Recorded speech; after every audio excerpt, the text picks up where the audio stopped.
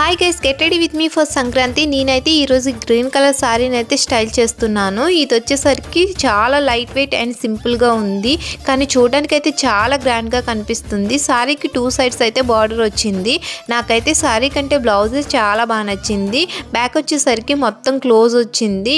So ఇలాంటి blouse అయితే నేను చాలా రోజుల నుంచి ట్రై చేయాలనుకుంటున్నాను. ఫైనల్గా ఇప్పుడైతే నాకు కుదిరింది.